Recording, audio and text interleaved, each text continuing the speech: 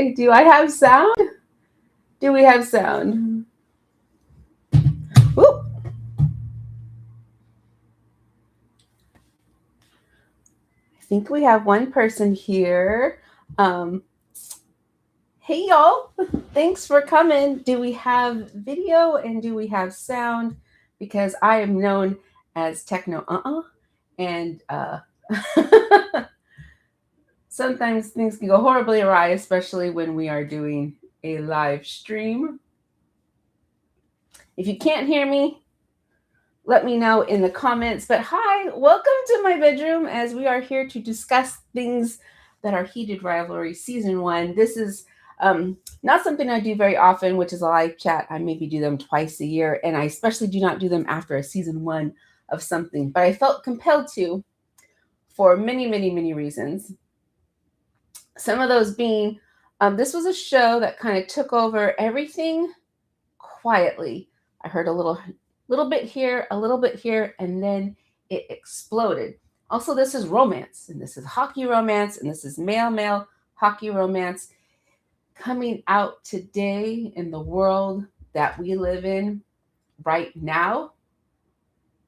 First, I was curious about the show, and then I just needed to discuss with everybody. So here we are.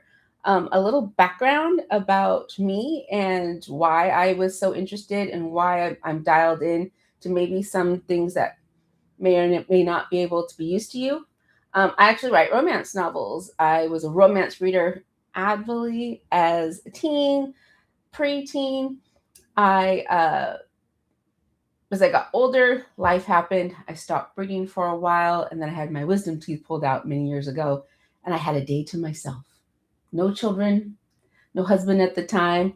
I had a day to rest. So I pulled out my old romance novels again and got back into it, got back into writing. Hello, damn it, Janet. I got back into writing, and my first book came out 2012. My publisher at the time was Alora's Cave. And if you want to read about the dumpster fire that is Alora's Cave, go Google that shit later. But it's been 5 years since my last book has come out.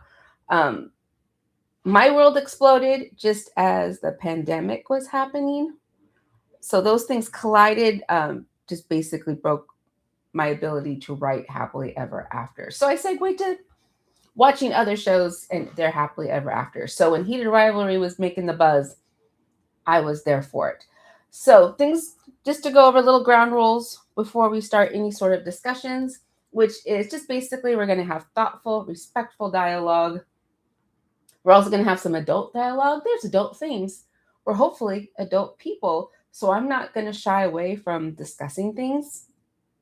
I think that's a reason why a lot of romance is frowned upon and basically shit on, is because it's adult themes and intimacy and vulnerability and feelings. And so people don't discuss it in adult terms.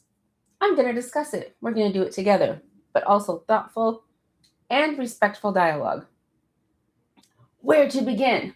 Where to begin with this show? So where I'm going to begin actually is Patreon.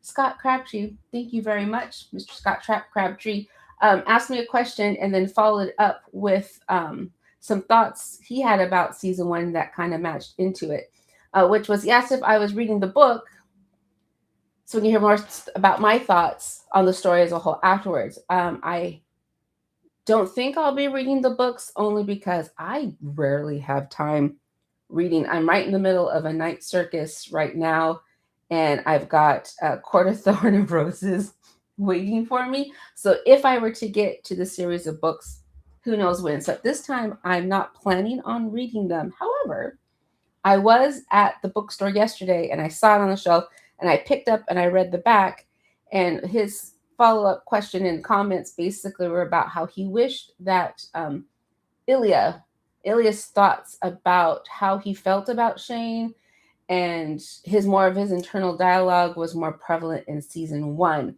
And that I can see now what he was speaking about, that because the blurb of Heated Rivalry is very much told from an Ilya point of view and how much he falls for Shane right away and struggling with those feelings. And we really didn't get that until episodes 5 and 6 of season 1. So I'm interested as to why that choice was, why it focused more from being a more Ilya centric point of view to a more Shane centric point of view. Hi, Francesca. Nice to see you. Is it like what, 6 a.m. where you all are? And now that's the funny thing about scheduling these live chats is that most of my viewers are on other time zones. When do I pick a good one? You can't. That's basically it. You can't pick a good time. So, heated rivalry. Where do we begin? Besides that,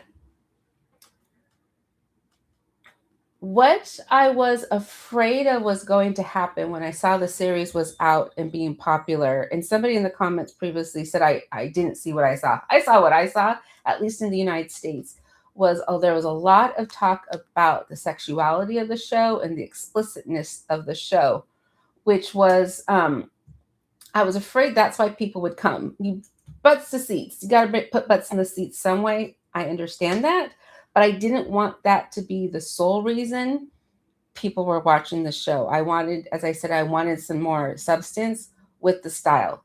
Fortunately, we got some substance to it.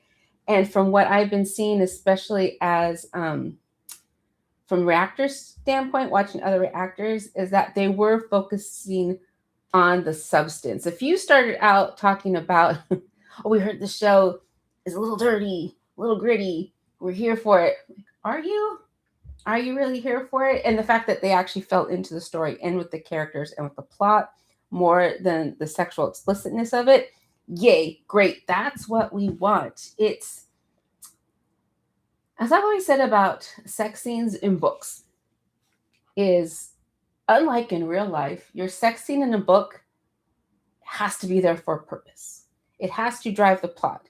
It needs to drive plot. It needs to drive character. It needs to bring value to the story. And if it doesn't need to be there. I took many years ago a workshop about intimacy, 12 levels of intimacy. And there was a woman in the class whose goal was to write a 10-page sex scene. To my thought was, why? Maybe your story only needs a 2-page sex scene in that moment. Maybe it needs 15. It needs to take the amount of time it needs to further drive the story or the characters. So the same thing with this show. Some of the scenes, did they need to be there?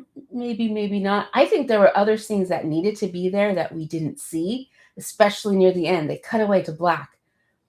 I got why, but those would have been the really, really good ones. After we had the I love yous, after we had the Ilya asking Shane for the first time to stay longer. We didn't even get to see Shane's face. We saw like part of his hip, right? And here's Ilya asking Shane for the first time, stay with me. And I didn't get to see Shane's face. That's what I wanted. I wanted more episodes of those. Before I get going, let me see what some of y'all are saying. Oh, Jen at 7 p.m. in Scotland. I might be going there this summer. I'm so excited. I'm trying not to count my chickens before they hatch, but we're planning a trip. We also had a Jen Tam 92 earlier, who's over in Germany. Hello, she may be asleep by now, but thank you for stopping by. Francesca, oh, it's 8 in Europe, so yay! This is a great time for you all. 8 p.m. on a Sunday, you have nothing else to do. So Tammy, the pink hair girl, has said that she thinks you really see that from Ilya in episode 4 as well. It's clear how hard he'd fallen for Shane in that episode. Yes, we did see that in episode 4. We started getting the spark when he asked him to stay, when he had his favorite drink on hand, when he was cooking for him. He was showing those signs that Shane was more of a hookup. I kind of wish. Do I wish? Do I wish? We were seeing it in episode 4. It just appeared in the book. It might have come earlier or been more of the driving force of that book. So that switch, I'm wondering why that happened. Angelina Brown, 3142. She says that she can tell that Jacob loved and respected the story and really thought about how he's going to structure the entire season. The season, let's talk about the structure of the season and the tone for a bit. Obviously, I'm American. Go Hawks. Go Seattle Seahawks today. And I gotten used to it, stories being told as big and as dramatic and over the top, that you can't just squeeze every ounce of angst out of everything. So I'm wondering if it was fortuitous that nobody in America picked up the option of the show, that it was told from a different country, being Canada, from a different place, without, there was, for a story that was so ripe for angst and obstacles, we didn't have that many angst and obstacles. We didn't have very much salaciousness to it. For the most part, it was a quiet show. Nobody was over the top horrible. Nobody felt exploited in any way, which was very refreshing. But I'm used to exploit. So I was anticipating that every moment. And the fact that we didn't get that was a delightful surprise. But I was surprised and a little shocked. But I was surprised. It was a pleasant surprise. So I'm kind of glad we got a different take on telling this type of story overall. Let's see, where are we at now? I said, damn it, Janet again, saying, I miss the feeling intimate scenes could have added so much to show their relationship progression. Exactly, because they did the time jump. Double-edged sword there with the quick 2-second time jump, where we're told they only meet up as a hookup every 6 months or so, twice a year. I want to know what those hookups look like. Were they just wham bam, thank you ma'am, hoocha hoocha, lobster, on the way, 30 seconds in a hotel room like episode 1 was suggesting? Or did they sit and chat for a little bit? Was there, how's it going, any game talk at all whatsoever? Any talk about what their plans were for the off season? Any chat at all besides just instant smashing? I would hope over 10 years there would have been a little growth, a little something besides just the sexual, so that when we got to episode 4 and 5, it didn't feel like such a switch had been turned.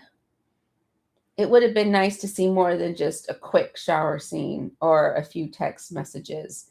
I understand you have 6 episodes, 40 to 50 minutes each, and you're throwing in the Scott and Kip storyline. You were throwing in a lot. We had one more episode. Just one more episode. Would have been really nice. Really nice. So Angelina Brown, 3142. In the books, the villain is actually the NHL commissioner. He's not a nice word. Ooh, there is a commissioner. And they left them out. Interesting. And how much does this commissioner know? I'm guessing I would only know by reading the books. But there was a commissioner. Yes, Francesca, I was constantly on the lookout for the terribleness, because it's coming. Unfortunately, we live in a shitty world. So people being asshats and expressing themselves very loudly, I would be shocked if it didn't happen. Do I want it to happen? No, but it would be almost unrealistic if we didn't have some form of asshattery in the story. Do I want it? No, but it should be there. So we have Angelina and Dammit Janet saying we might see more of the commissioner next season, but also the commissioner isn't in it until the long game, which I'm guessing is the book, is the long game. Oh yeah, so that is my thought going into next season. Scott's very much out. Do other players feel courage and bravery to come out themselves? From based on what Shane and Ilya said, no, No, they're planning on keeping themselves on the down low for several years in the future. And what a plan she came up with, moving to another club close by, starting a charity, doing more community service together, just to give them an opportunity to have an appearance of them interacting in a way other than rivals. That boy stayed up plotting and planning. I appreciate the effort, sir. I appreciated that effort. But yeah, it doesn't sound like they're ready to come out anytime soon, which is unfortunately understandable. Sad, but it's understandable. But it'd be nice to see other players come out. It's been really nice seeing players right now in the NHL coming out and in other sports coming out. I want them to do well, and I'm glad to see it. So happy to see it. So we have Faye Southall 6604 loves the show. I'm glad you love that show. I'm glad so many people love that show. Um, Hello, Ice Dancer. Nice to see you. Glad for you to join us. Something else that I was surprised that was not as much in the series, and I wouldn't have known about it except for you all in the comments watching the show. And I'm curious to hear your thoughts about it, which is Shane being on the spectrum, autistic. To me, if I had not known, he just appeared as a guy who had kind of led a shelter life. He had one focus in life, hockey. And whatever could come of success from hockey. So him being a little socially awkward would not have been that unrealistic to see. So now hearing you some that supposedly in the books he is more autistic. Was there a missed opportunity highlighting that more in the series? Mention it somehow, him having overcome somehow. Like we saw him struggle episode 6 with the weight of his parents finding out and the words that were used and him being uncomfortable. But that doesn't necessarily stem from being on the spectrum at all. I personally would have been nice if they called it out a little bit more and mentioned it as a way to show, look, yeah, sure, okay, he's autistic, he's on the spectrum, but he's also successful. Look, you can be successful, you can have relationships, you can fall in love. It's all very normal part of it, not because or in spite of, just because he's a human person with human things who also happens to be autistic. So I'm wondering if you all were wondering why that wasn't played up as much. Should it have been? Was it just fine? Did they miss an opportunity? I'm curious because yeah, I would not have known unless people were mentioning it in the comments for episode 1. We have Splat Potter Junkies. Hello, thank you for being here. Who's saying that I think some of the stuff we would have liked to see along the way couldn't happen until Ilya's father died. Ilya couldn't cope with the idea of anything beyond sex until he passed. Love the show. Yes, that was something, that they made very clear the first couple episodes. Not only his father, but where he's from means death. So of course he's going to be more on the quieter side, low down, play the ladies' man, play that up a little bit more. And that's something he would have had to emote externally for us as viewers to see it because we couldn't see his head.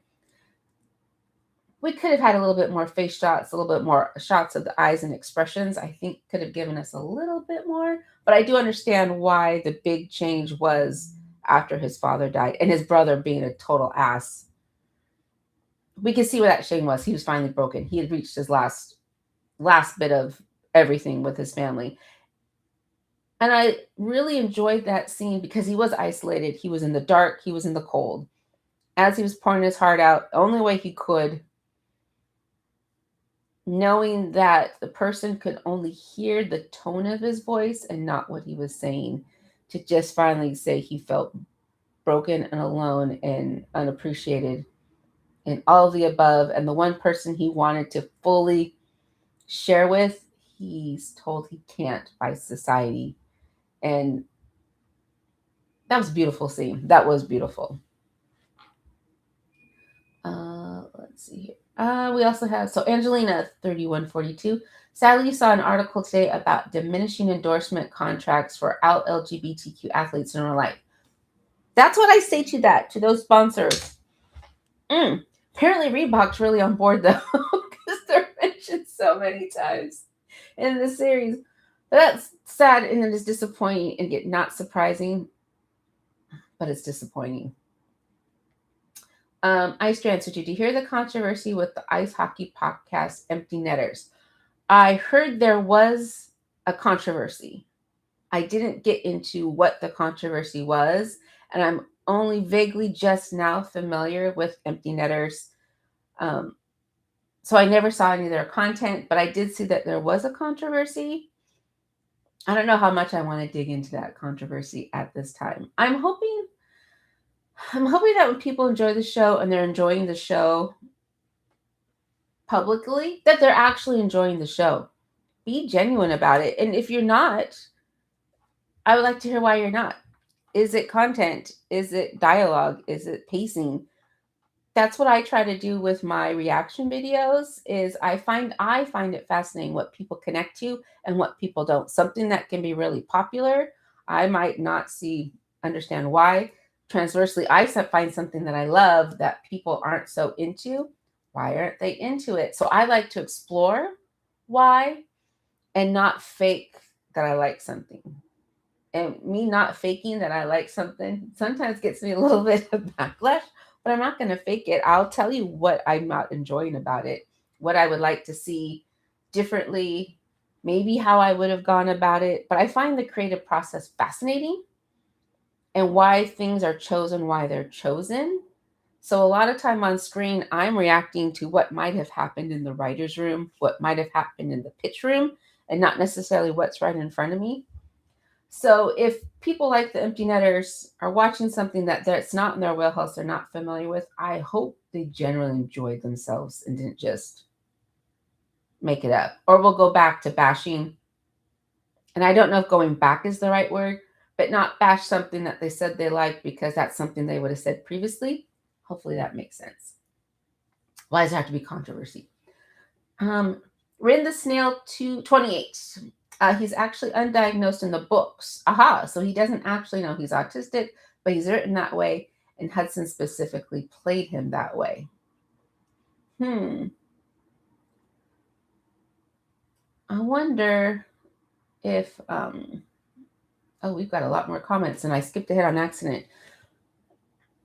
So he's undiagnosed in the book, but they mention him in the book that he is somehow? How does that play out? And if that's how it plays out in the book, again, I think that's a missed opportunity to show just because you're diagnosed with being on the spectrum doesn't mean your life ends. It'll be interesting to see what they do with season 2 with that bit of information. Ice Dancer says, worked better being something subtle he and Elia realizes. And Hudson did great knowing that. He did do a great job. Especially seeing him now, both of them outside of the show, how completely they different are with their characters. That's the best actor, who they're completely different in real life than they are on screen. I find those are the best actors. Francesca, oh yeah, having grown up in a competitive field, you see a lot of shame type, social awkwardness, and hyperfocus. Yes, that was a missed opportunity. But it's also good they haven't made it a trope. If it's not well done, better not to do it.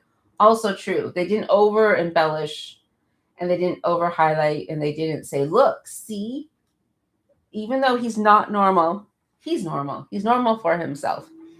It could go completely wrong as well.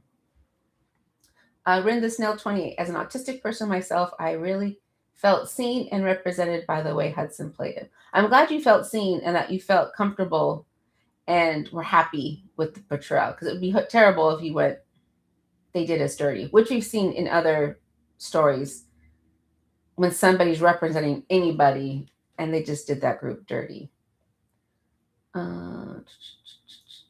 Damn it, Janet. I didn't realize until someone else said, and as I had already watched it once through at that point, I just thought he was awkward and inexperienced. He does come off as awkward and inexperienced.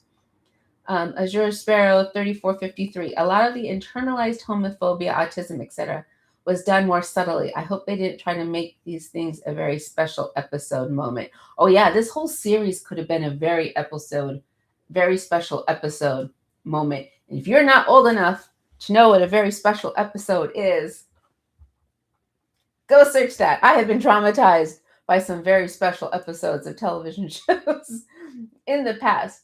But the show as a whole, again, was done very subtly, very quiet, which I appreciated. But until I sat through it once, I couldn't be comfortable in because I was expecting that moment of no, no. So should I have been warned ahead of time that it was a subtle, quiet show? Maybe that would have allowed me to relax a little bit and not try to overanalyze everything. But if you watch my shows, you know I overanalyze everything because everything could be an Easter egg, a line of dialogue, a vase on a shelf. Everything could be an Easter egg and come back later. So I focus on everything and nothing all at once. Let's see here. So Ice Drencher says they better be, and I'm not sure what that's in reference to, but I hope whatever it is, you find satisfaction in. Yes, and Francesca, the most beautiful scene is the phone call in Russia. That was one of my favorite scenes.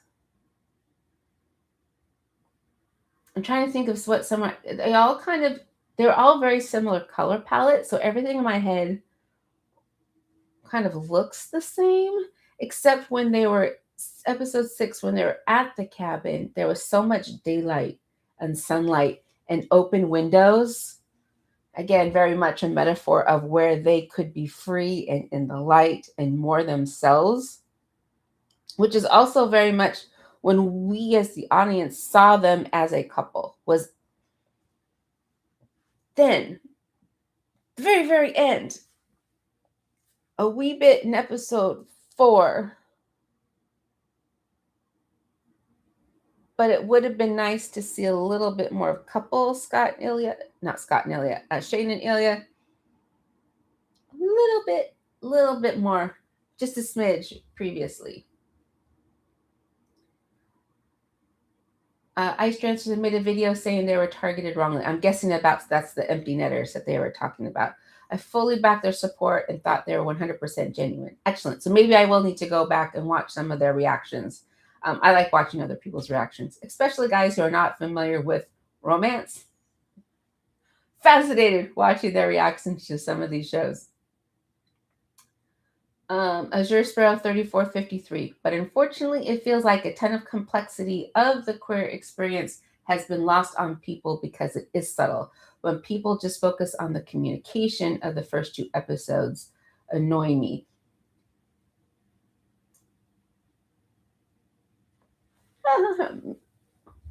The queer experience is an interesting phrase because it is different, and again, especially in America, it's a lot of stories featuring the queer experience is very over the top, very loud, and it's not that way at all. I was a theater kid, so surprise not. Very much like oh my gosh, what's her name? Girlfriend, Shane Girlfriend. Around a lot of queer people in school. I was in makeup and theater and hairdressing for a while in my youth. So yes, around a lot of queer people, and they are across the spectrum. Some who across the room you can go definitely gay, and some that you've grown up with, and then when they come out as gay, you kind of sit and look and go, really? I would not have guessed that at all. Good for you. I'm glad you're being confident, being more in your own skin and being yourself. But it's across the board. It's not always loud and over the top. It can be very subtle. It can be very quiet. So it's nice to see that experience. Hopefully that becomes more mainstream, that there is a variety. Ice Dancer, the boys were bawling their eyes out in the finale. That's the funny thing about watching shows and crying.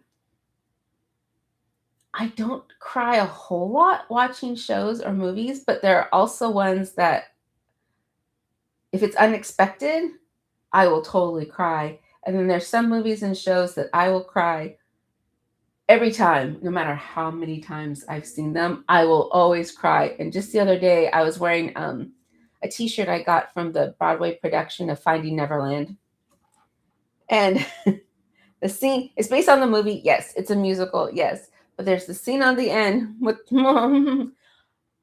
just talking about it, I start bawling. So because I was being asked about the shirt and I was talking about, oh, there's that scene I will always cry no matter what. And just talking about it and remembering being in the theater, the times that I've seen it, I was just immediately could not get through the description of it. So, yes, I'm not completely heartless. I will cry. It's just not when people expect me to cry. Let's see here. Rin the Snail 28. No, it isn't outwardly mentioned at all in the book. The author has just come out and said she wrote him that way, and I wonder if she might actually explicitly go into it in the third book. That would be nice. Just nice, just a confirmation. Francesca, your name is so long. Interesting would be to try and understand why he is undiagnosed. A supporting family centered about that child. Why not? Yes, that would be nice. Yes, and also Ted Lasso. Ted Lasso, some things I cried out and some things I didn't. I remember the one thing that totally took me by surprise and I could not help just sob was when Sam turned down the Air Dubai sponsorship and why he did. And I lost it. And I'm like, why would that, of all the stuff that's been happening in this series, why Sam turning down the Air Dubai sponsorship make me just totally weep and cry? I never know. I never know when I'm going to lose it. Oh, and now my screen's being weird. Okay.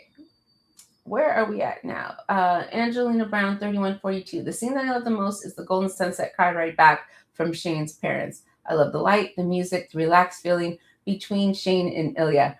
I know, and the fact that that was the end and it was just the end.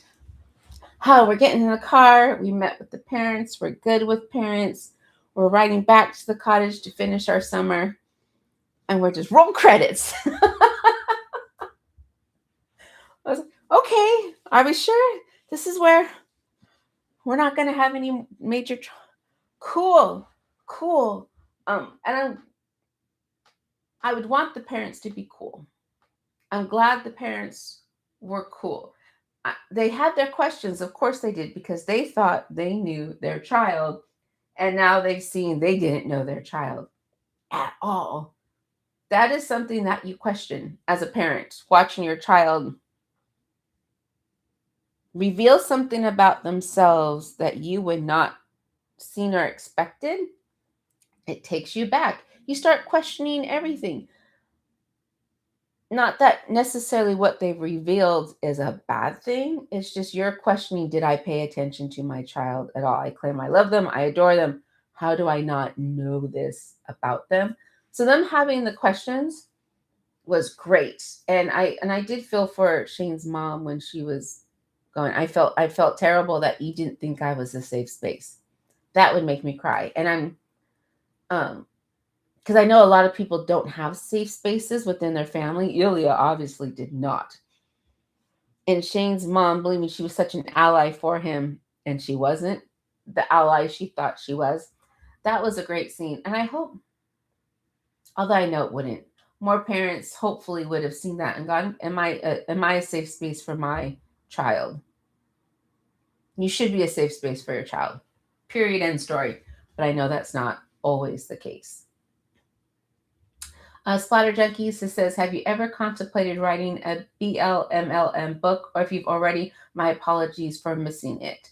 MLM, no. The closest, I've written some triad books. I have 2 triad books that are out, but they're male, female, male. I will write, I might have a character or 2 that is more on the queer side, but I myself would not write a queer main character because I don't think I'm the best person to tell their story. And I think it should be genuine when you write it and not just to say I've written one. So I have not written one myself, have not planned. Oh, I sort of kind of take it back. It's just a smidge. So there's a fantasy serial I've been trying to write forever. The second part of it, I've had 98% done for 3 years. It's just finding the time and the mental fortitude to continue it. And one of those characters, two of those characters are going to end up being a couple, and they're both women. So, but it's not a romance novel, it's a fantasy series, and there are characters in the fantasy series. So it's not the happily ever after is not the focus in the romance in the story. But if I were to write a focused romance story with queer characters, I don't think I'm the best person to tell it from all the point of views to consider. I think I should give that space to somebody who lives that and have them have tell their stories. Hopefully that makes sense. Hopefully that makes sense. Yeah, nothing upsets me more than I saw my superheroes, the first ones I had. Um, he's from outer space. He's from a moon on Jupiter. And Amazon, something Amazon, I did not click it, but they labeled it as multiracial romance because he was from outer space and an alien. And I had to go, no, don't even go there. Yeah. So Francesca, yes, like any group, especially in the minority, there's a lot of variety. Hannah Gadsby's Nanette special is awesome. I will bawl watching Nanette. Good God, that show, that special kicks you so hard, so unexpectedly. I bawl so hard. Her saying "I identify as tired" was my phone background for a while. I can see that. I can definitely see that. If you have not watched Nanette, check out Nanette. I also enjoy Douglas. I think she has a third one out or is about to, but Nanette is spectacular. It had tissues handy.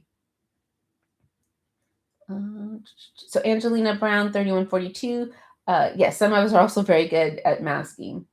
Ann Stresser, the interview, Ice Dancer, I should slow down. The interviews, What Chaos and Empty Netters Got, were great. Cool to check out the director and actors. Oh, that's excellent. Perfect if they wouldn't have another season.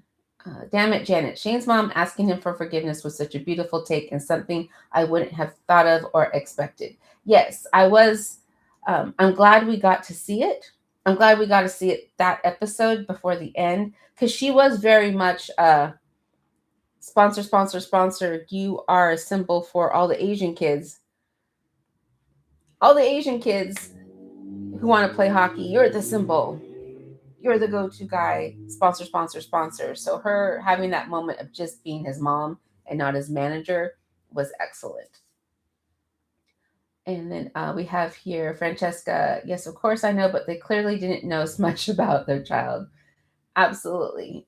Go right. Yes, but I'm here talking with you all, and I got lots of shows to watch coming up. All right, eventually. All right, eventually. Yeah, unfortunately, the last time I tried to write into that story, I was editing and I realized I had saved two different versions on two different platforms, and I couldn't tell which one was the more updated version. So I had to start again and basically read both at once and merge them all into one file. And that made me tired and frustrated. And I went, fuck it. Fuck it. There we go. What else? What else can we talk about this show? So this we have Rin the Snail 28 saying that scene between Una and Shane in the finale was added for the show. Ooh, yay! And I'm so glad they put it in. They really fleshed out Shane's relationship with his parents a lot more in the show. Interesting, because Shane's dad was an actor I recognized for something else. He was hardly in it at all. He was just there. We find out that he has a big time job in Canadian infrastructure somehow. It's commerce sector or whatever. So they were well to do, had some opportunities and privilege to them. But his dad was pretty nip tuck. Thank you. Yes. Dylan Walsh's dad. He was on Nip Tuck. Huh. Interesting choice of interesting. But yes, thank you so much. Now it's not gonna bother my head. Rose, that was the girlfriend's name. Let's talk about Rose. Let's talk about the women on the show. Rose and Maria and Eliana and Svetlana. The women were excellent. Again, another nice surprise that nobody was the bitchy, nobody was upset, nobody was weirded out or freaked out or wigged out. They were all very supportive, strong female friends to all of their fellas. And it was such, unfortunately, it was a nice surprise. I'm so glad we had that in the show. Because again, American television, more often than not, somebody would have been an asshole. And it was so good to see they were all there supporting their male friends in their relationships. I hope we see more of that in the series. I hope we see more of that in other shows. The women were great. Yes. Maria, girl. I think me, like most of the people, didn't really see her in the background. Like when they panned to her after Scott and Kip's first interaction, and she's just like, girl, that's beautiful. Beautiful placement.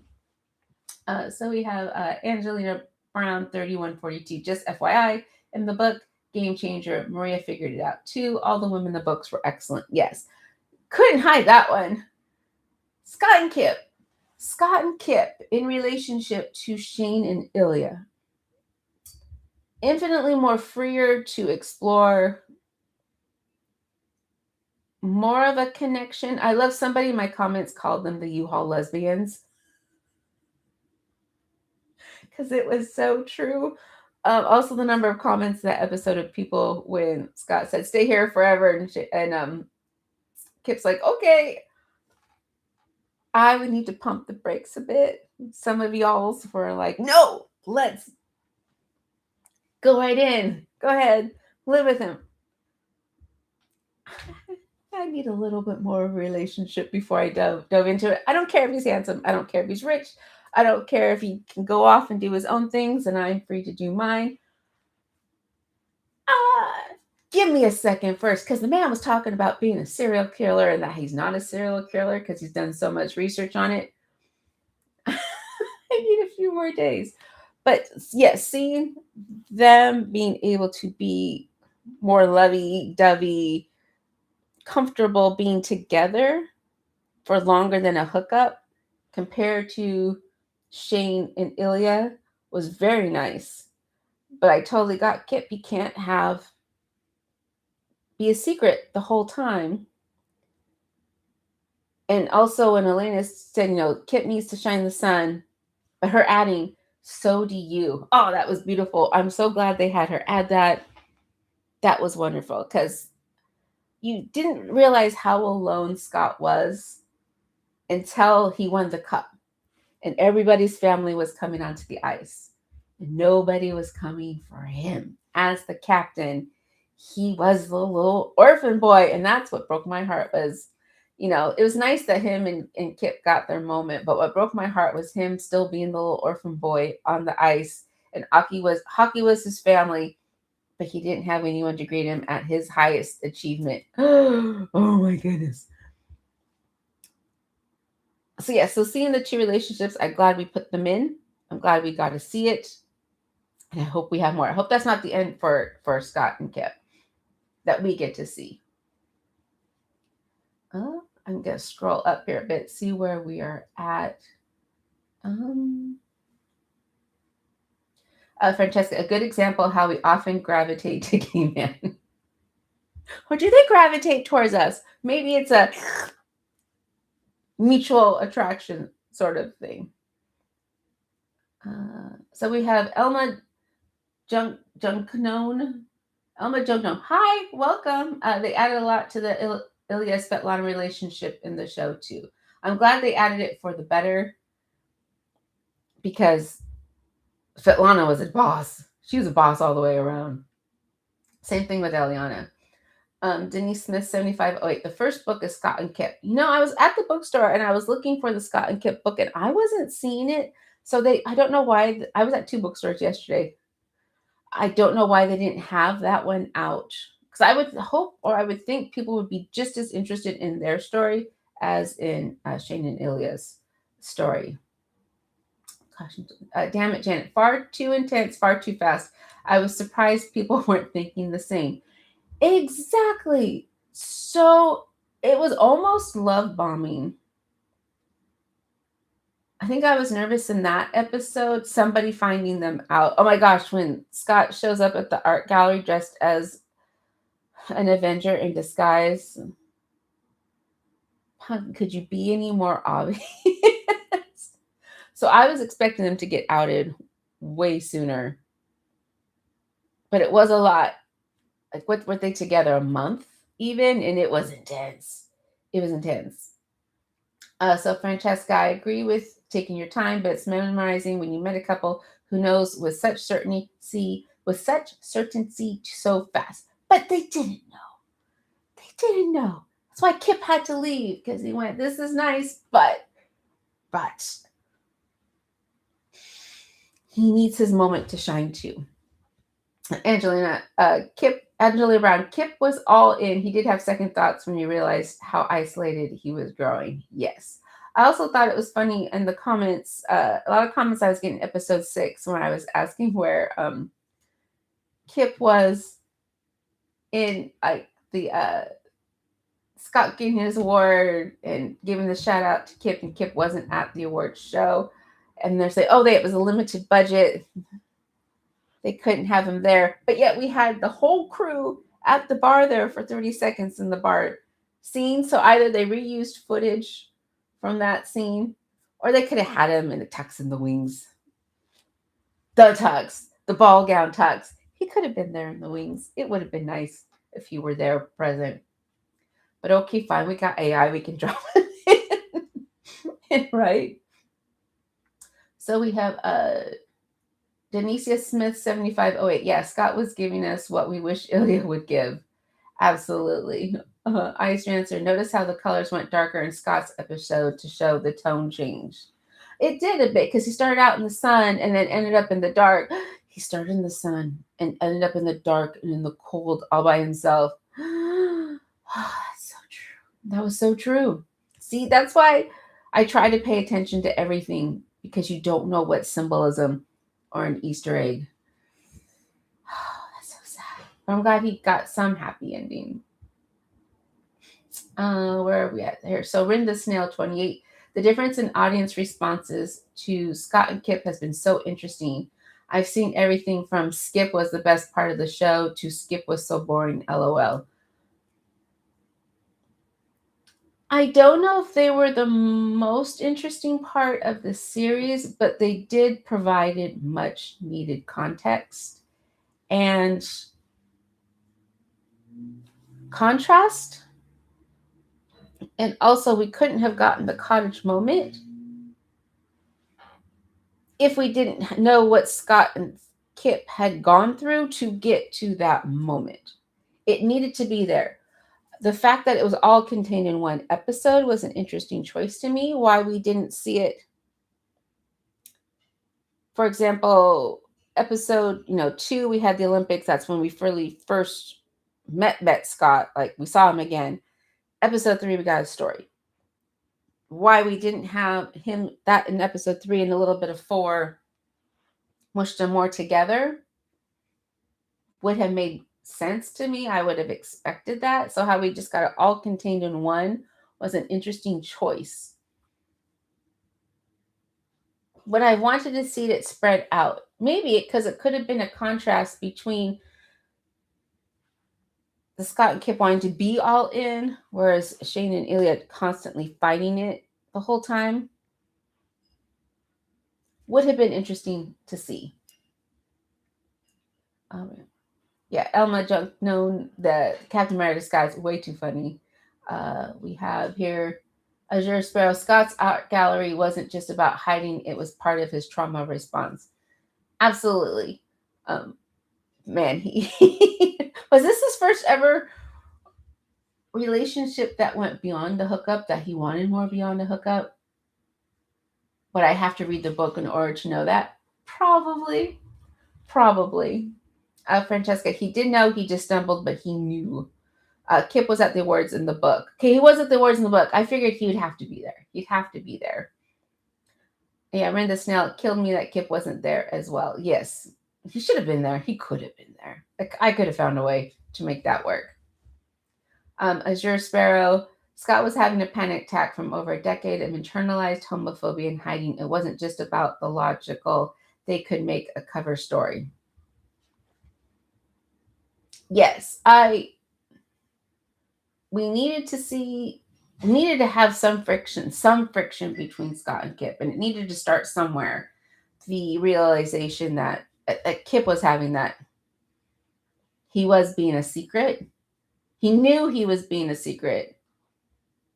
How do I want to phrase this? Kip was aware he was a secret. He knew he was a secret, but after that, he was knowing he was a secret. When those two merged, that's when he went back home, and it had to start at some point in time. Let's see here. Denise Smith says, if Kip came to the award show, the media and paparazzi would have been all over him, and he's not a public figure. Kip's presence would have hijacked the whole award show. I guess it could, but we wouldn't have seen that, would we? It sounded as if it was his presence just in theory was hijacking everything about Scott's life for that month or so. Ren the Snail, I absolutely love the inclusion of Skip in the show, and they were so important, but I pretty much never rewatched their episode and rewatched the rest of the season a lot. Interesting that you would do so. Angelina Brown, I really hope there's more Scott and Kip in season 2 and 3. They do pop up in the other books. That's nice. And also, I think they're like the forebears. Whatever everybody else is going to go through after them, it's going to happen to Scott and Kip first. And I'm sure there's going to be a lot of eyes on them as to how they traverse all the waters of being just themselves, just being people who want to have a life together. They're going to have to go through so much trauma they shouldn't have to.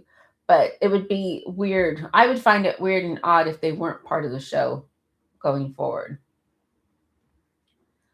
Ice Transfer changed from the book order to make the show flow at a different pace since it was most of Scott's book. Let's see here. Damn it, Janet. In the books, he wouldn't hook up in his hometown for fear of stories being told. Found out he would hook up in non-hockey states or countries during the holidays. Oh, that's so sad. But I can totally see that. Totally see that. Francesca, what's your opinion about reading the book after watching the movie series? I don't think we've ever talked about it. Yeah, so this book series, I have not read it. I just saw the blurb at the bookstore. So I don't have any opinion yet about the books over the series at this time. And I don't know when or if I'll get a chance to read them. If I'm supposed to write, when am I going to read? That's the question I ask myself all the time. Elma jumped on. I read all 6 books before the show, but if I had known how good the show was going to be, I might have waited to read the books. That is always an interesting question to ask yourself. When you know there's a book to movie show, do you read the books first or second? I think I'm more of a read the books afterward. Because if I read the books first and then watching the show, I will pick out what was left out of the books and what could have been highlighted more. Also, when I read, I see everything like a movie in my head. And if I then now see the movie and it doesn't match what was in my head, I'm going to get annoyed and a little twitchy.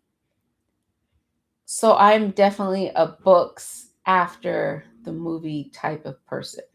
If I know that the book's going to be a movie. There used to be a series out years ago. It was, I think, on the History Channel, prior to History Channel, being the History Channel is now. It was called From Page to Screen.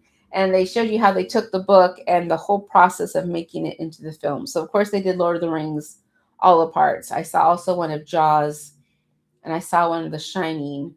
So if you can go back and find them. It's very interesting seeing the process of what gets left out, what gets included, what gets changed. It's a fascinating process, like all creative processes. Azure Sparrow, these boys aren't allowed more than hookups. Beyond just accepting themselves and then allowing themselves to want to move is the journey both stories, but it isn't a simple task internally or externally. As most romance novels are not supposed to be a simple task. Otherwise, that's a very short book if it's a simple task. That's my people start talking about romance novels and happily ever afters and the whole discussion about what makes a romance novel. Happily ever after. That is imperative. That is important. If you take that out, you did not write a romance novel, which is fine. It's fine.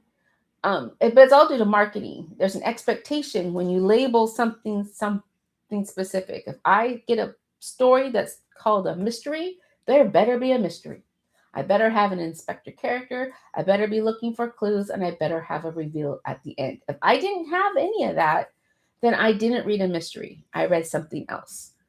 And if I'm expecting a mystery, I'm going to be disappointed. If I expected something else, then I'm happy. So same thing with a romance novel. I should have at least a couple. Sometimes there's more than a couple people, but at least a couple people who are going to meet. They're going to go on a journey of self-discovery of themselves and who they are in relation to another person. They're going to overcome some obstacles. At the end of the day, they're going to realize that's their person. I'm with them till the end of the line, happily ever after. Doesn't necessarily mean marriage, but I should know at the end of the book, when they go off into the sunset, they're going to be together forever. End of story. That's a romance. And if you don't have those in your stories, then you didn't write a romance. And stop calling it that. Nicholas Sparks will be the first person to tell you he does not write romance novels. His publisher thinks he does. He does not write romance novels at all. So quit calling his books romance. They're not. They have romantic elements, which is fine. They're not romance novels at all. I totally went on a rant. Sorry, lost my train of thought. What I was trying to answer. Oh yes, the journey for themselves as a couple is not easy.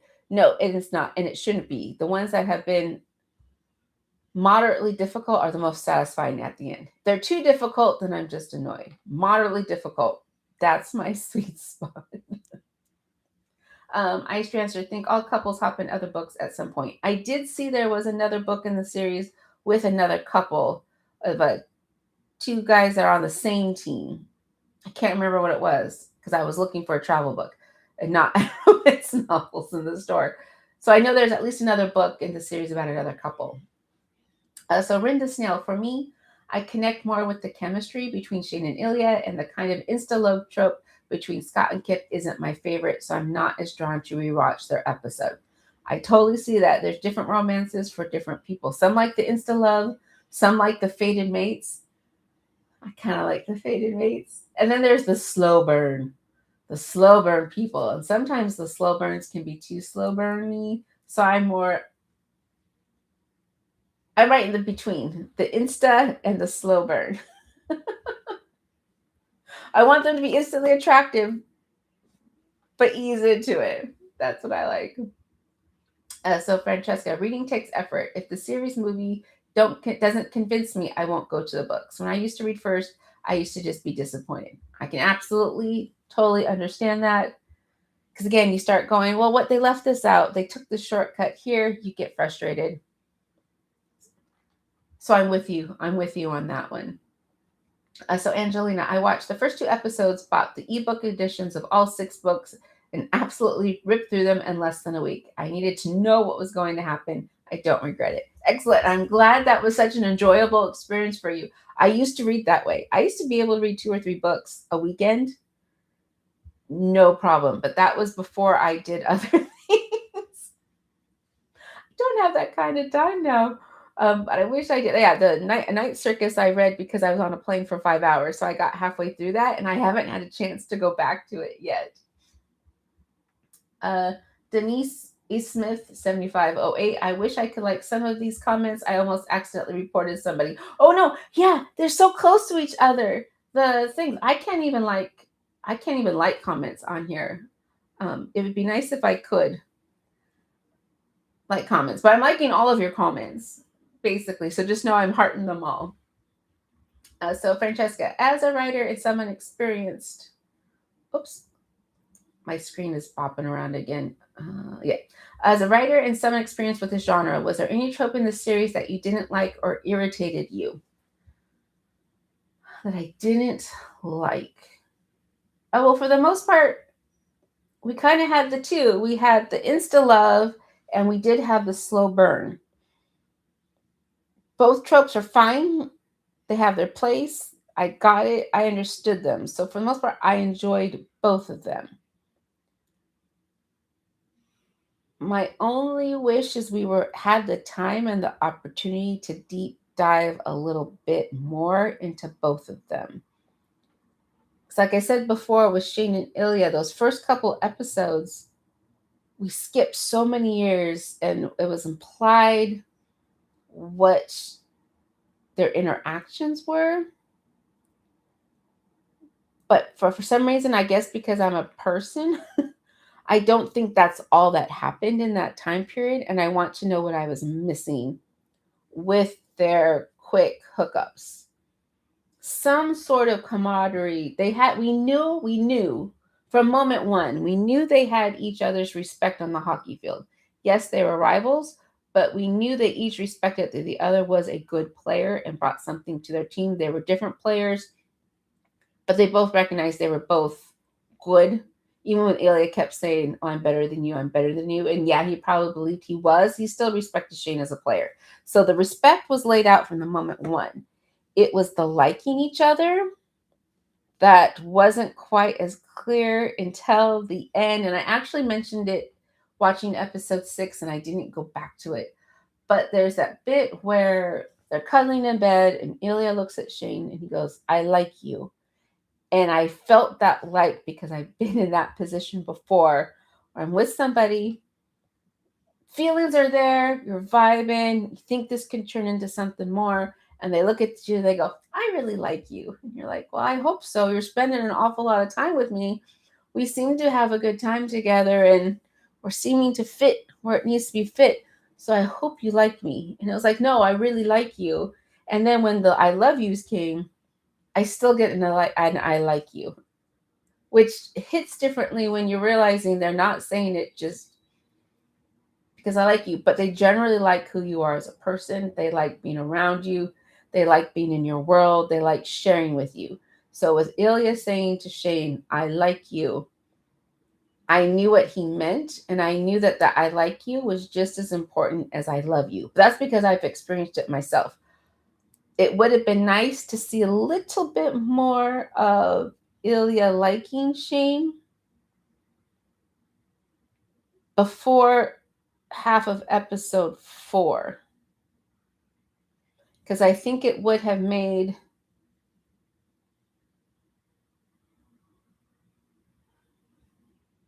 so when they called each other by their first names for the first time in episode 4, when being intimate, and Shane gets rattled, I think it could have just amped up their emotions if we knew how much Ilya was liking Shane, because we've seen Shane liking Ilya the whole time, but we hadn't really seen Ilya like Shane. He enjoyed spending time with him, but we didn't see him liking Shane. So I think I would have liked to have a little bit more in episode 4 so that when they had their I argument in the club, it would have hit a little bit harder, just cranked it up a smidge. Um, so yeah, so the tropes were fine. I liked the tropes. I just we would have gotten a little bit more in depth. Hopefully that made sense. Who knows? Sometimes I start talking before I can hear myself self speak. So Elma Junknown, I hope that's how you say it. There's 3 other couples in the series. Besides 5 total, 4 total. Shane, Ilya, skip. 2 more after that, or is there 3 more after the 2? I don't know why that's important, but I just like to make sure I keep it in my head. So Angelina says role model. One is the player, the other works, does the social media for the team. There are rescue dogs in that one. Ooh. I think the one I saw was actually both players. One had been there a while and was new. One's new to the team, and they have to share. They don't have to share a house. One bought a house that's too big, and the other one needs a place to stay. So I think they're both players. But there's rescue dogs. That must be there in Canada or someplace out north. Oh, I guess not. Rescue dogs don't have to always be in the snow. I forget that part. Ren the Snail. I just reread Heated Rivalry in its entirety in one sitting yesterday, and I think I might do the same with the long game today since I'm snowed in. Oh, for those of you who are snowed in, I hope you do well. I hope you have your provisions. I hope you can stay warm and that you don't have to go anywhere tomorrow. I'm not a huge fan of the snow, so I feel terrible for you. Francesca, to everyone who read the books, are there time jumps in the books too? The answer is yes, definitely time jumps in the books.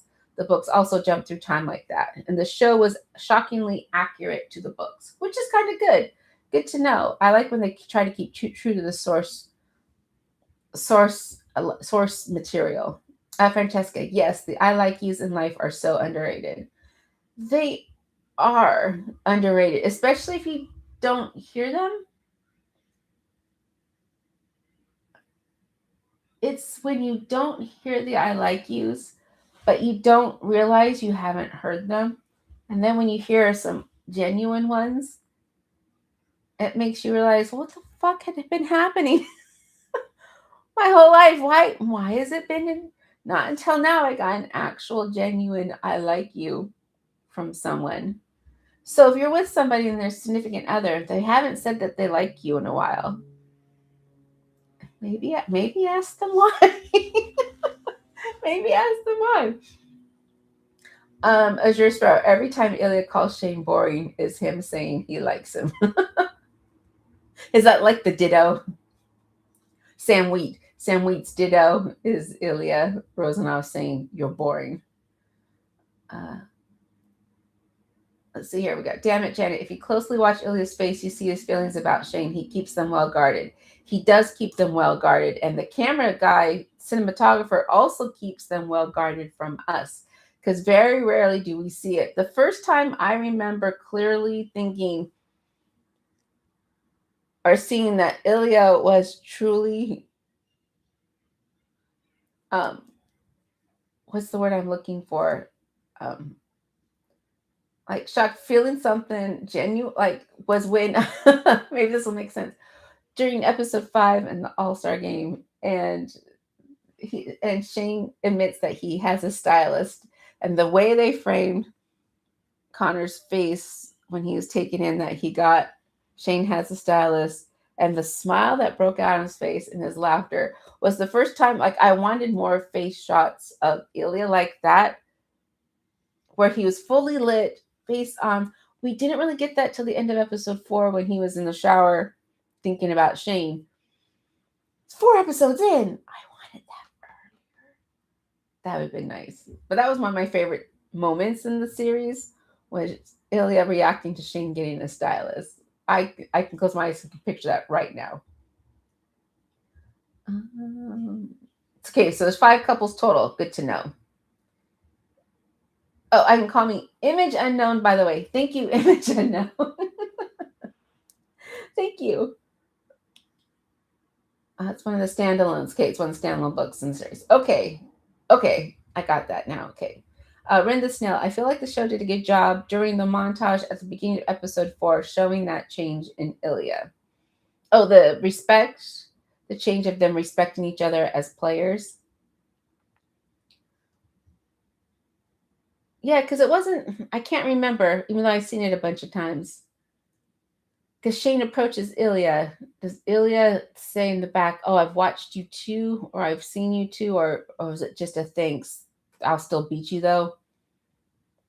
I can't remember. I've got a lot of things in my head about that opening scene. Denise Smith, Scott and Kip, Shane and Ilya. So there's Ryan Price and Fabian, Eric Bennett and Kyle Swift, Troy Barrett and Harris Drover, the book couples. Thank you so much.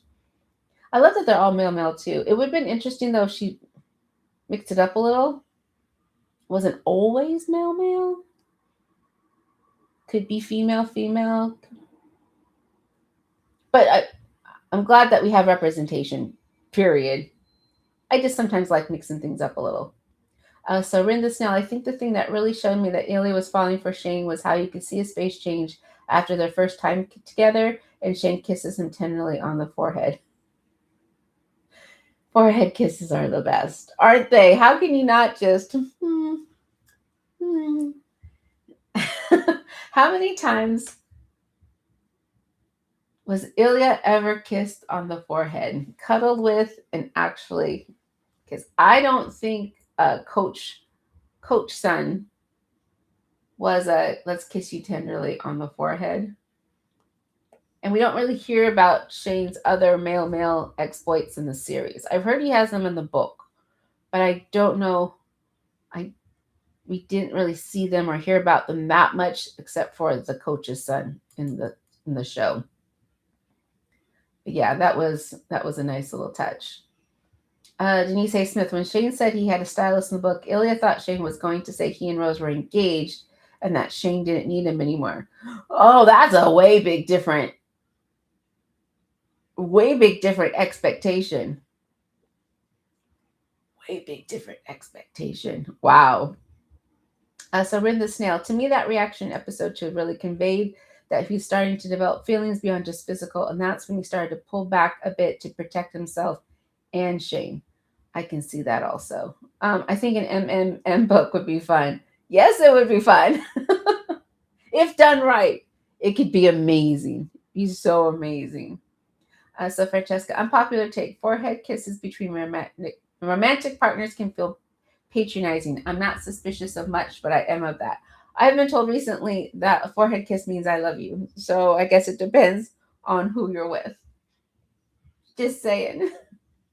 Rin the Snail. Oh, I could not disagree more. Love forehead kisses. Yeah, they think it depends on who you're with and when it's being given.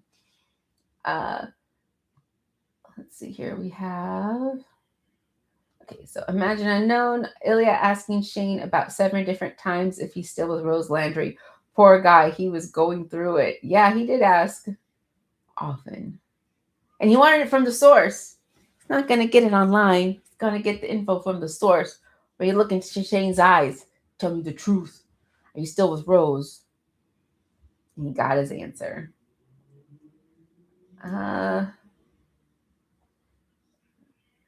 So we're at the end of our questions so far. Anything else about the series you all loved? Wish you saw more of? Because we've been here for an hour and 12 so far. I'm excited that there's a season 2. But with anything that's a season 2, whereas the first season kind of took the world by storm, it became wildly successful. I don't want them to change too much about how they tell the story, except for those more deeply emotional beats that could have been utilized. The camera could have focused on an eye, a hand, the fingers curl, push away, a sigh. I want more of those, but those are just little tricks of the camera. The story itself, I hope they don't change too much. I hope it doesn't become too Americanized. I keep going back to like Bridgerton season 1, because we're about to have Bridgerton season 4 come out. Season 1 did its thing. Great. Season 2 also did its thing. Yes, it was a different story, but it didn't quite hit the same way as season 1. And then season 3, I don't know what happened. They got it in their own way. And I feel we've lost a lot of what made season 1 so special. So I'm hoping season 4 kind of goes back to telling the story as they did season 1. I'm not sure that's going to happen, but I wish. So with season 2, I just don't want them to change too much or become too sensational. Now that I know that we can have subtle and quiet and fabulous, I want more subtle, quiet, fabulous. That's my only concern with the season 2. We have Damn It Janet saying back that Shane didn't pick up on all that at all until Ilya had to ask directly about Rose. He did. So can Red, White, and Royal Wedding be bold like Heated Rivalry? Ooh, Red, White, and Royal Wedding. Red, White, Royal Blue. Red, White, Royal Blue. I watched it a few times. Did not watch it for the channel because I wanted to watch something for myself. That did have a moment when I did cry when near the end and they get outed. See, that's what I was expecting. The outing, like Red, White, Royal Blue, I was expecting in Heated Rivalry. But when Alex shows up at the palace and he just hugs, oh gosh, I can't remember Nicholas Galentine's character's name now. But he's hugging and he's just in the staircase and they're just holding and hugging because he's so upset he's been outed. I did cry. I did cry at that bit because it was so sad. I felt so bad for him. I think it was pretty bold. We had some fairly, at least one explicit scene that was done very well and very, very tenderly. I would almost say that the big sex scene in Red, White, Royal Blue was probably more explicit than any of the things in Heated Rivalry. And I think it was because we did get those camera angles that brought us a little bit more into what they were feeling and not just what we were seeing. So I think Red, White, Royal Wedding could be just as bold and probably has been. And they've been bold in their own ways, different but similar. I forgot that's coming out again. I hope that's another sequel that just maintains the magic it did the first time and not try to change up too much what they're doing. Oh, where did we go? You guys added a whole bunch to the chat all of a sudden. We had Angelina say, I can't wait to see stories about the other couples. I think of the other couples, Ryan and Fabian got me the most. Ooh, now we have to have it. Now we have to have their story if it got you the most. Ice Dancer saying, Jacob will stay true. Jacob might be able to stay true. Can the network stay true? That's who you got to get into shape. Francesca, I know nothing about the series, but I do hope you had a good weekend. I hope no one's suffering too much with the cold and snow. I already fell yesterday. It's slippery. Heard about your fall. I've had a good weekend so far, except I had to get my oil changed, and that are way too expensive. And what happened to the good old days of the $29.95 oil change? Now you're dropping $200, and it's just, ugh. But for the most part, I've had a very, very nice weekend, and I wish it would continue. It's cold here in Seattle. It's like 20s or 30s. It's been a little frosty. The icers are coming out, but it's been sunny and not wet, which has been fabulous. So Rin the Snail, to me, that camera distance felt intentional because I think we were supposed to feel a bit more disconnected in the beginning because that's how they were feeling themselves. Yes, I do agree with that. Episodes 1, most of episode 2, the camera distancing, totally agree that was intentional. I just kind of wish that had changed, especially episode 4. Episode 4 is when I feel they could have started changing that just a bit to bring us more in, and we could have felt more what they were feeling. But I totally agree with episodes 1 and 2. We did need that distance with the camera. Majinuki, Connor's obviously great how he plays Ilya and does all the Russian stuff, but I really like how Hudson portrayed Shane. They were great. I really enjoyed both of their performances. I would not have guessed Ilya was he from Texas. He's not Russian. Did great. He had the look. He had the sound. Great. Hudson was great. Do I wish he's a wee bit more Asian? A wee bit more Asian. Says the Asian girl. Okay, yes, I'm a quarter Filipino. If you looked at me next to my grandfather, I would glow white in comparison to my grandfather. Would I ever take a job where I'm an Asian representation? Absolutely not. No way. No way. No, but both of them did lovely. I enjoyed them as their characters. And again, I hope their performances stay same and grounded through next season as they were now, and that all the attention they've been getting doesn't change them. It doesn't appear so far yet that it's changed them. I hope it stays that way. We also have Mad Junkie. Rachel has said Shane is undiagnosed autistic and Hudson based his portrayal on his own father, who's on the spectrum. Oh, that's wonderful. I'm glad he had a good representation or a good example of who he could try to follow in doing it. I wish we just diagnose him. Can we just diagnose him already? Was it important? I guess not, but it would be nice. Francesca, season 3 Bridgerton was my favorite, and it's so much better than the book. Francesca, you thought season 3 Bridgerton was better than the book. That part may be true. I think we could have had, though, more of the sexy times between Colin and Penelope, like we did with Daphne and Simon. I think we could have had more of that, more of them being a couple, as opposed to all of the trauma with the Lady Whistledown exposure coming out. I would have liked to seen Penelope and Colin more as their coupleness. And if those of you who have watched my Bridgerton season 3 reactions on YouTube and wonder where episode 3 is, I think it's episode 3. YouTube didn't like it. Just refuses every iteration of it I put. So it is on Patreon. I think it's on the lowest tier available. So if you want to watch episode 3, season 3 of Bridgerton, it's over on Patreon. I'm hoping I don't have those issues going forward, but who knows? Who knows? Damn it, Janet. I hope they keep it one main couple and add in the others like Skip. There's a risk of expanding too much and losing the intimacy. Yes, there's always a risk. It's a very fine balance, especially when you start adding more couples in. But it would be nice to see other points of view. More than, it's kind of like when they add too many villains to a superhero story. One-on-one's fine. 2-on-1, you start going, what's happening? And then when they have a whole cavalcade of villains, you haven't earned it yet. You're not like the MCU where we're 30 movies in. I don't know if you've earned it yet. Let's see here. Ice Transfer, original story with the book creator, Henry. So true. Henry, thank you. Thank you, Henry. Alex and Henry, that's who it is.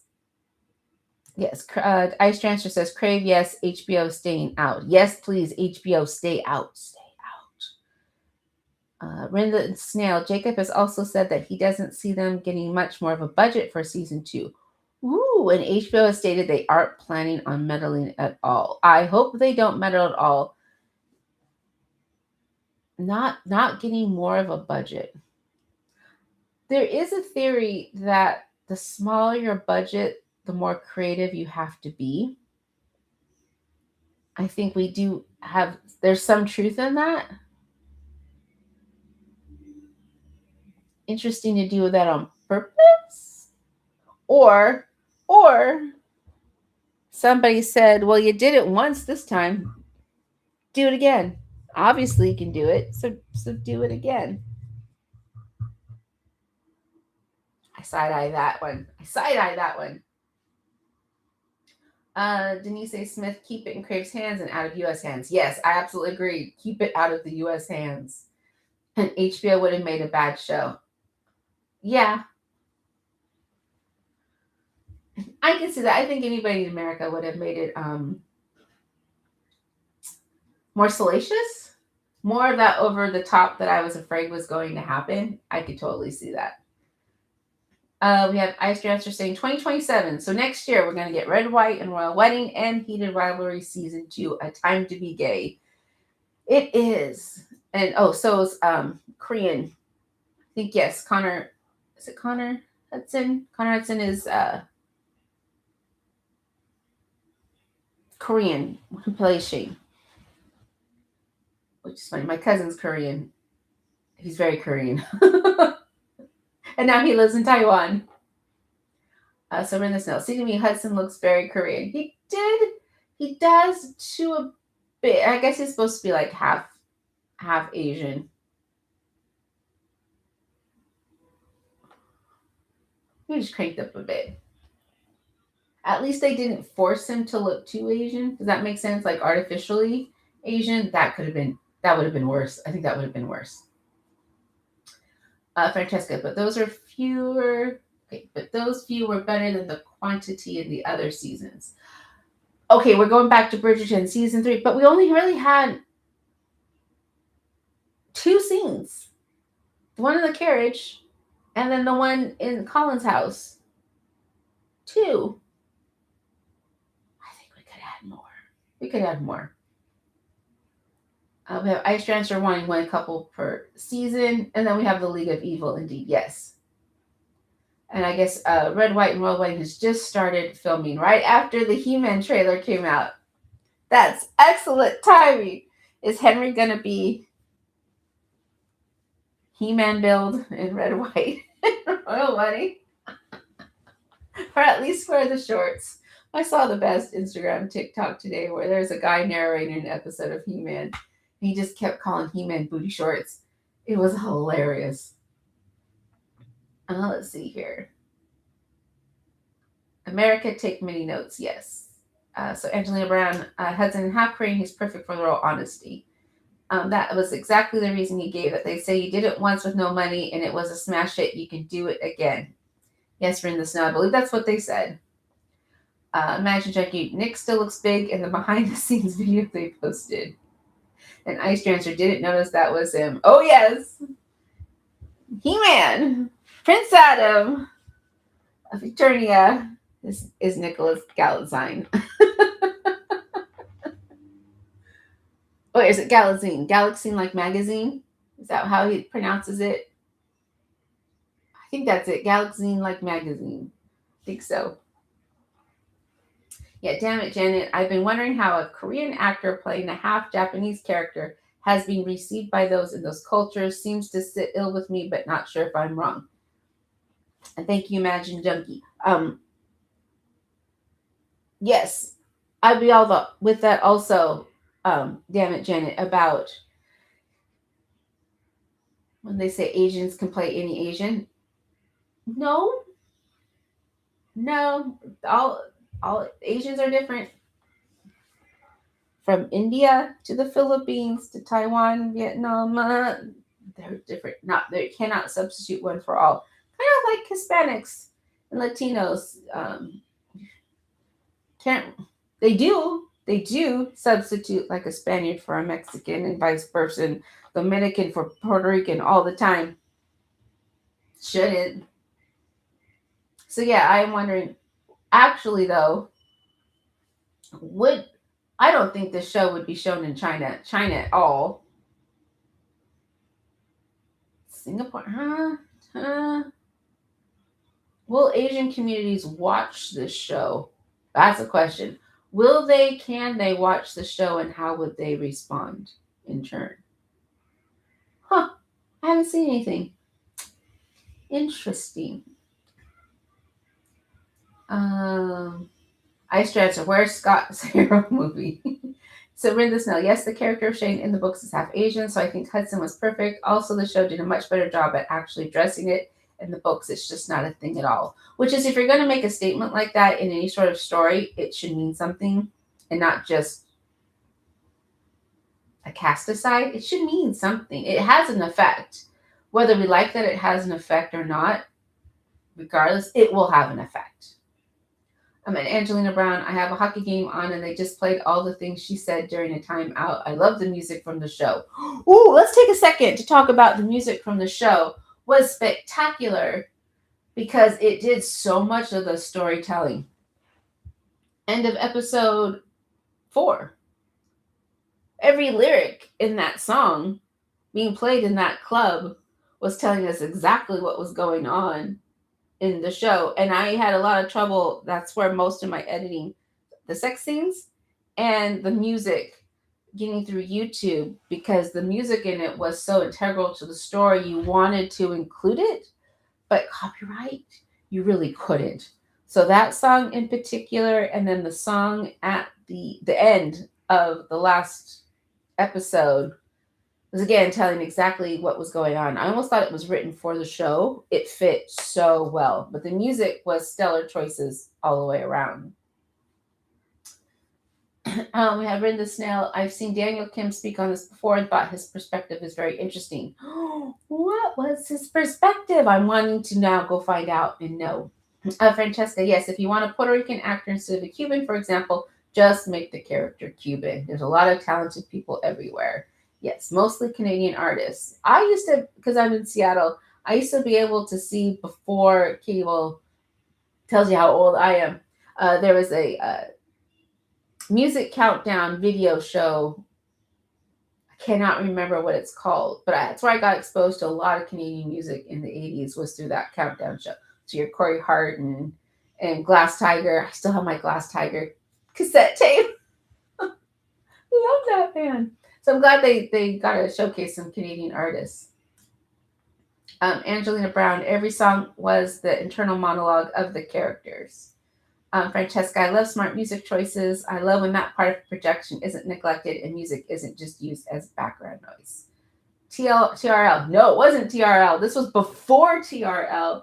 This was, her name was like, I think Samantha, and she was blonde, and it was a Canadian music weekend countdown show of songs that came out like every Friday. It was like a half hour. I cannot remember what it's called. But this was pre-TRL. This was almost right when MTV was getting popular. That's how long ago it was. I was a kid.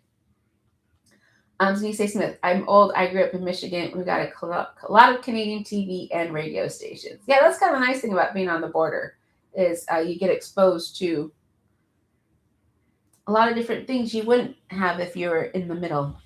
Oh my gosh, you guys. So we've come up on an hour and a half. Excellent talk. I'm glad you've all enjoyed the show so much. I'm also glad that you are all looking forward to the next season. I'm going to wrap this up a little bit so we can go on to other things, other shows. I will finish off with Rin the Snail here. His gist was that, about Daniel Kim, was that the Asian identities are very unique, but when it comes to portraying an Asian American, or in this case Asian Canadian, their experiences are very similar. Ooh, that is an interesting take. I can kind of see that. As well. And Daniel Kim, he's great as well. Even in K-pop Demon Hunter, he was fabulous. Yes, but thank you so much for being here on this live chat. I appreciate you all so much that you watched the show, that you love the show. And don't forget, there are other things coming out. We have so much coming out this week alone or in the next week or two. Bridgerton season 4 comes out. We've got Shrinking season 3, but Shrinking's coming out. We've got the last season of Outlander coming out. There's other things I cannot remember. There's at least 4 or 5 shows all coming out sometime this week. I'm going to try to get to as many of them as possible. I'm finishing up Percy Jackson. I'm still watching Buffy the Vampire Slayer. Tonight I am watching Wicked for Good. Can you see my green? I don't know if you can see on this camera. I did my green nails to watch Wicked. I'm going to have my pink and green drinks to watch Wicked for Good because I don't know when I'll get a chance to watch it when everything drops this week. But thank you again so much for being with me. Take care of yourselves. Stretch.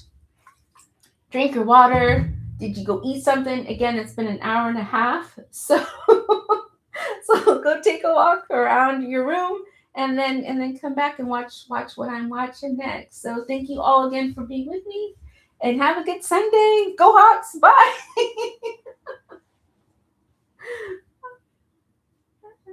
Okay, I'm going to stop this, I think. Bye, guys.